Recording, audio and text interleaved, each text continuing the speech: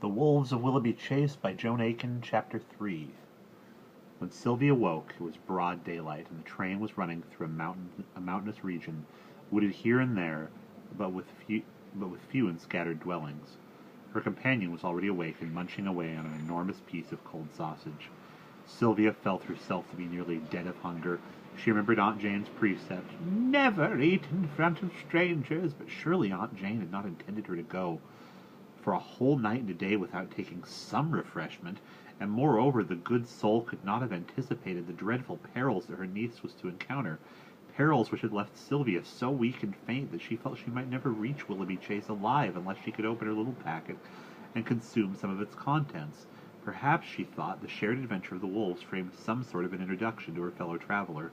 She pondered over this matter for some time, and at length, driven by her ravenous appetite, and with many timorous glances at the strange man, she opened her carpet-bag and took from her parcel of food one or two of the little dry rolls her aunt had provided, rolls that contained in each a tiny sliver of ham, frail and thin as tissue paper.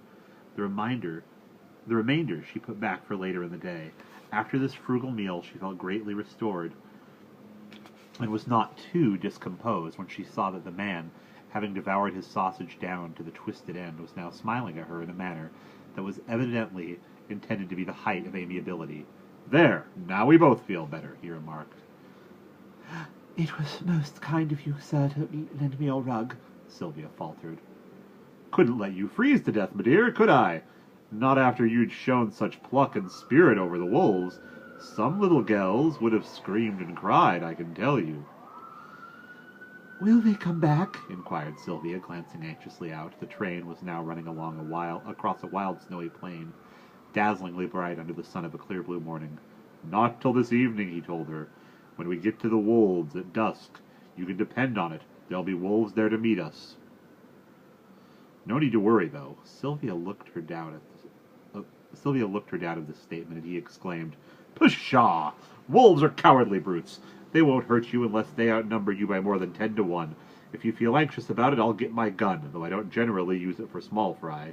And to Sylvia's alarm, he pulled down a canvas-wrapped bundle that she had taken for fishing rods, and took from it a heavy, glinting blue gun. Opening a smaller bag, he brought out a few cartridges and clapped them into a breech. Then, turning to Sylvia, he winced away in alarm and said, "Now, my dear, shall I give you proof of my marksmanship? Shall I, eh?" "Oh, no, sir. Please don't. Please do not. Indeed, I am sure you can shoot extremely well." "Can't be sure till you have seen me, and it will pass the time for us both." So saying, he opened the window at one end of the compartment, while Sylvia, with her hands to her ears, pressed herself as far as possible into a corner at the other end. "Now then, what's there to shoot? Can't very well shoot cattle, though it would be a rare joke. Ha! There's a bunny! Bang! Got him! Did you see him go head over heels?" Sylvia had seen no such thing, for her hands were over her eyes, and her nose buried in the red and black patterned upholstery. "Now a rook. He's flapping along slowly. I'll wait till we catch him up. There! Tumbled down like a stone. The farmer'll wonder where he came from." He fired one or two more shots and then remarked, "But I mustn't waste all my cartridges. Must keep some for the wolves, what?" He put the gun back in its case, carefully cleaning it before he did so. The compartment was reeking with acrid blue smoke, and Sylvia was nearly choking. "There, I never asked if you'd like to try a shot," the man said, "but I fancy the gun would be a bit heavy for you, as you're on the small side. A lighter fowling piece would be the thing for you." "Indeed, I hope I shall never need to shoot at all," said Sylvia, horrified at the very possibility of such an idea. "Never know when it might come in useful. My old mother used to say that every little girl should be able to cook, play the piano, sing, and shoot." Sylvia thought of Aunt Jane's very different catalogue of accomplishments for little girls, in which cruel work, purse netting, and making paper doilies took high place, and could not argue with him. The thought of Aunt Jane made her sad once more, and she sighed deeply. "Are you going far?" the man asked. "Let's get acquainted. My name's Grimshaw, Josiah Grimshaw." Sylvia did not much wish to confide in him, but she felt that if she did not talk to him, he might get bored and recommence shooting out of the window. Anything was preferable to that. Accordingly, she told him her name, and that she was travelling to the house of her uncle, Sir Willoughby Green. He expressed great interest in this. "Ah, yes, indeed, I've heard of Sir Willoughby. Richest man in 5 counties, isn't he?" Sylvia knew nothing of that. "And you'll have a fine time there, eh? Shall you be staying there long?" "Oh, yes. You see, my dear mamma and papa are dead, and so I am to live there now with my cousin Bonnie." "And your uncle and aunt will look after you?" he said, nodding. "Oh, not for very long," she told him. "My poor Aunt Sophia is very delicate, and it is necessary for my uncle to take her on a voyage south for her health, so they will be leaving very soon after I get there. My poor cousin Bonnie, how she will miss them! But we shall have a governess who is related to us, and of course there are many servants there to look after us, and I hope that Aunt Sophie will soon be better and come back to England. Aunt Jane says that she is so pretty and kind." He nodded again. Afternoon was now come upon them, grey with promise of more snow. The train had left the levels and was running into more upland country, waste wide and lonely, with not a single living thing stirring across its barren open expanses. It was bleak and foreboding, and Sylvia shivered a little, thinking what a long way there was yet to go before she reached her unknown destination. The day dragged on. To her relief, Mr. Grimshaw presently fell asleep again and sat snoring in his corner. Sylvia took out Annabel once more and showed her the landscape.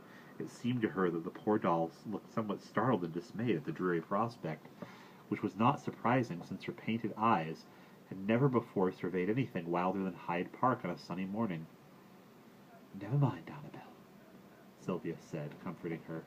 "We'll be there soon, and there will be warm fires and many beautiful things to look at. I expect Bonnie will have many doll friends for you to play with.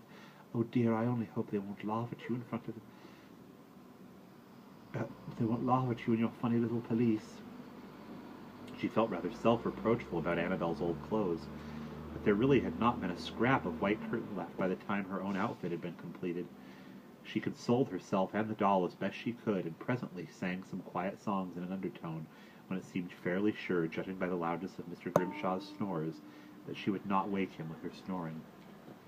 At length darkness came, and poor Sylvia was dismayed by the sight. While it was yet dusk, many animal shapes, streaming in a broken formation across and Sylvia was dismayed by the sight. While it was yet dusk, of many animal shapes streaming in a broken formation across the snow. She heard again the lonely, heart-shaking cry of the wolves, and wondered whether to waken Mr. Grimshaw and tell him. But the train chugged on its way without slowing, and the wolves came and went in the shadows of the trees, never approaching very near, so that she felt it would be cowardly to disturb him. And as long as there was no immediate danger, she greatly preferred to let him sleep in. It was now quite dark, and Sylvia wished very much that she had some means of knowing the time.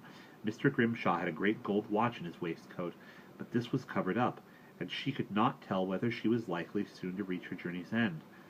She had been in readiness since twilight, with the last little hard roll eaten and the carpet-bag buckled up, and Annabel safely tucked away under her cloak once more. All at once there was a grinding jerk, and the train came, with violent abruptness, to a halt, the wheels screeching in protest, and the windows almost starting from their frames. "Oh, what has happened? What can it be?" cried Sylvia. Mr. Grimshaw leaped to his feet and reached upward to pull down his portmanteau from the rack, but either from clumsiness or on account of the jolt with which the next coach struck theirs as it slid to a halt, he gave the case too vigorous a tug. It toppled forward and fell with a most appalling crash directly upon his head, felling him to the floor. He lay apparently stunned. Sylvia was terrified. She sat utterly fixed for 2 or 3 seconds, and then rushed to the window, which had fallen open when the train stopped, and thrust out her head to see if there was anyone to whom she might apply for help. Greatly to her relief and joy, she discovered that they had actually stopped at a little forest station. Her portion of the train was at the extreme end of the platform, and the wildly swinging and flickering lamps did not enable her to read the name upon the notice board. But she saw that a little group of persons carrying lamps and bundles were rapidly approaching down the length of the station, appearing to glance into each other compartment in turn as they proceeded. She could not distinguish individuals of the group, but gathered an impression of urgency from their manner, an impression which was intensified by some indistinguishable shouts from the engine driver, borne on the wind. "Help! called Sylvia, leaning from her window. "Help, please!" She was afraid that her faint cry would not be heard, but at least one member of the group responded to it, for there was an answering halloo, and a small figure detached itself from the rest and darted forward. "Sylvia, is that you?" Sylvia had hardly time to register more than a pair of bright dark eyes, rosy cheeks, black locks escaping from under a little fur cap, before a cry of, "Mind now, Miss Bunny, don't get too far ahead." A man had come up and was busy undoing the fastenings of the compartment door. "Miss Sylvia, is it, miss? We'll soon have you out of there," he called cheerily, wrestling with the frozen and snow-covered handle, while Bonnie somewhat impeded his activities, dancing up and down, blowing kisses to Sylvia and crying, "Poor Sylvia, you must be frozen. Never mind, you'll soon be warm and snug. We have a foot warmer and ever so many blankets in the carriage. Oh, how I am going to love you! What fun we shall have!" Sylvia responded heartily to these overtures, and then exclaimed urgently to the man who had now undone the door, "There's a gentleman here in need of assistance. I greatly fear that he has been stunned by his suitcase. Pray, can you help him?" "Let's have a look at him, miss," the man said. "You pop out with Miss Bonnie and let James take you back to the carriage.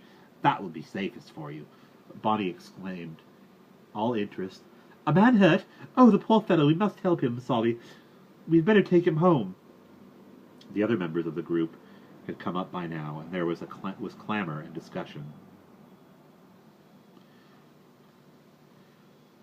"What's to be done? Can't leave the poor gentleman in the train like that. 'Tis another 2 hours to Blackburn, and like as not he'll freeze to death." "Well, whatever you do," said a whiskered man in a flat cap, who appeared to be the station master, "do it quick, or the wolves will settle the matter. Hark, I hear them now. We've not a moment to spare." And an anxious toot from the engine driver's whistle seemed to indicate that he was likewise of the opinion. "Take him out, then," cried Bonnie. "Put him in the carriage. I am sure my father would wish it," and James and Solly agreeing, Mr. Grimshaw and his luggage were lifted forth together with Sophie's carpet-bag, and the door was slammed, and the guard waved his green lamp. Smoke and sparks puffed back on the wind as the engine heaved itself under way, and the train slowly ground forward. The guard nimbly swung himself on board as the rear of the train passed them, and Sylvia, glancing back as she was hurried along the platform by Bonnie's eager hand, saw its serpent line of lights disappear, winding through the trees. Now the grinding and hissing of the engine was gone. Sylvia could hear the howls of the wolves, distinct and frightening, and she understood the haste of the party to be gone. She received a confused impression of the small station building, with its fringed canopy and scarlet-painted seats, as she was hustled through, and then they came to the neat little carriage, in front of which 6 black horses were steaming, stamping, and shivering under their rugs, impatient as the humans to be off. "Lay him on the seat," cried Bonnie. "That's it, James. Now wrap a rug over him. So is his luggage all there? Capital. Now, Sylvia, spring in." But poor Sylvia was too exhausted and cold to manage it, and James, the footman, lifted her carefully up and deposited her on the opposite seat, wrapping her in a beautiful soft blue merino rug, and placing her feet upon a foot warmer. Bonnie snuggled in beside her and cried, "Now we can go." And indeed, it was only just in time, as James and Solly swung themselves up and the station staff dashed inside their little edifice. There was a chorus of yelps and howls, and the first of a considerable pack of wolves came loping into the station yard. There was a flash and a deafening report as James fired his musket among them. Solly whipped up the horses, who needed no whipping, and the carriage seemed almost to spring off the ground, so rapid was the motion with which it left the building and lights behind. There had been a new fall of snow, and their progress was silent as they flew over the carpeted ground, save for the muffled hoofbeats and the cry of the wolves behind them. And that is where we will pause.